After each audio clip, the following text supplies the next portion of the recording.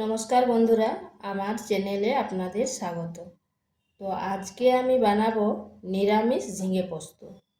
তো চলুন দেখে নেওয়া যাক আমি কিভাবে এই ঝিঙে পোস্ত রান্না করি। এখানে নিয়েছি 500 গ্রাম ঝিঙে আর নিয়েছি দুটো আলু।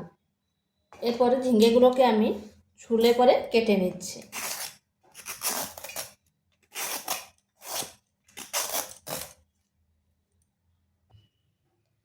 ঝিঙ্গাগুলোকে ছুলার পরে ধুয়ে নিয়েছি আর এইভাবে লম্বা লম্বা করে কেটে নিয়েছি।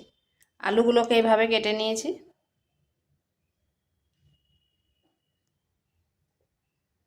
কড়াইতে দিয়ে দিচ্ছি তেল, ফোড়নে দিচ্ছি কালো জিরা আর একটা শুকনো লঙ্কা। ফোড়ন থেকে খুব সুন্দর গন্ধ বেরিয়েছে। এরপর দিয়ে দিচ্ছি কেটে রাখা আলুগুলো।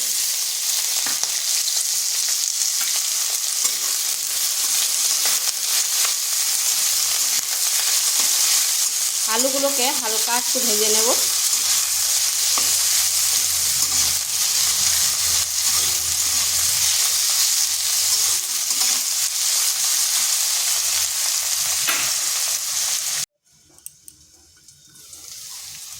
একটু ঢাকা দিয়ে দিলাম, তাতে আলুগুলো সিদ্ধ হয়ে যাবে আর ভাজা ভাজা হয়ে যাবে।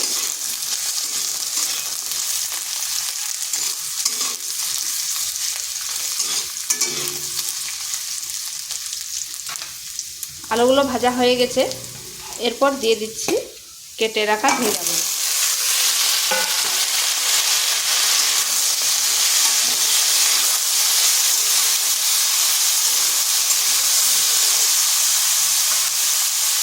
দিচ্ছি পরিমাণ মতো লবণ।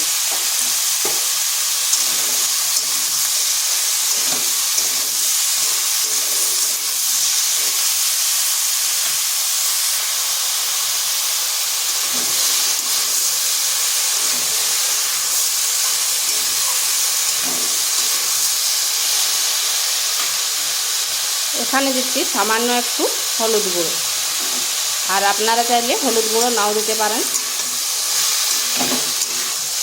আমি একটু কালারের জন্য দিলাম, তাতে কালারটা ভালো হবে। এরপর আলু আর ঝিঙ্গাগুলো বেশ কিছুক্ষণ এইভাবে ভেজে নিতে হবে।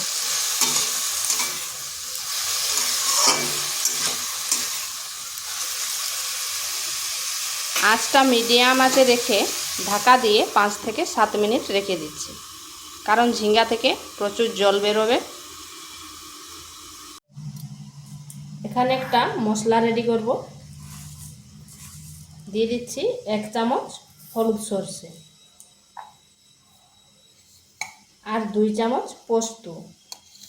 এই পোস্তর সাথে যদি সামান্য সর্ষে দেওয়া হয় তাহলে এর টেস্টটা কিন্তু অসাধারণ হয়। দিচ্ছি 2টো কাঁচা লঙ্কা। এরপর এগুলোকে বেটে নিচ্ছি।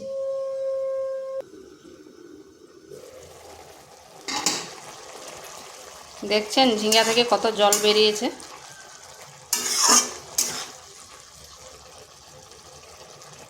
আর আলুগুলো সেদ্ধ হয়ে গেছে।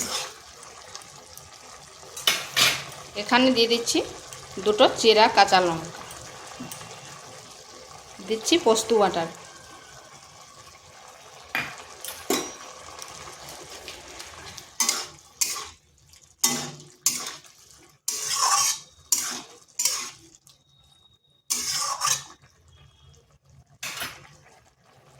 এখানে সামান্য একটু জল দেব, বাটি ধোয়া জলটা, যেহেতু আমার আলুগুলো সেদ্ধ হয়ে গেছে।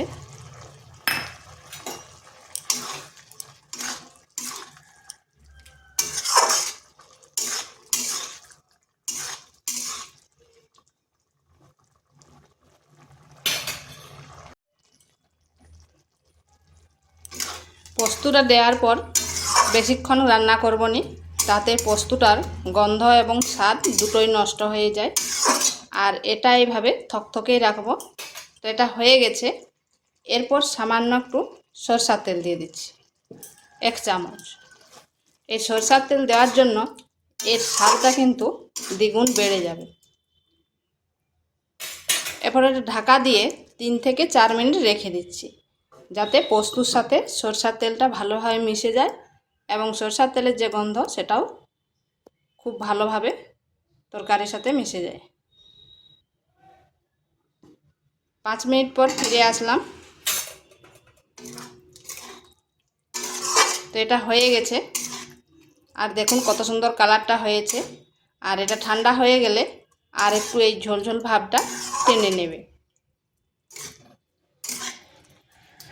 তো ভিডিওটা কেমন লাগলো তা কমেন্ট করে অবশ্যই জানাবে, আর নিত্য নতুন রেসিপি পাওয়ার জন্য চ্যানেলটিকে সাবস্ক্রাইব করবে।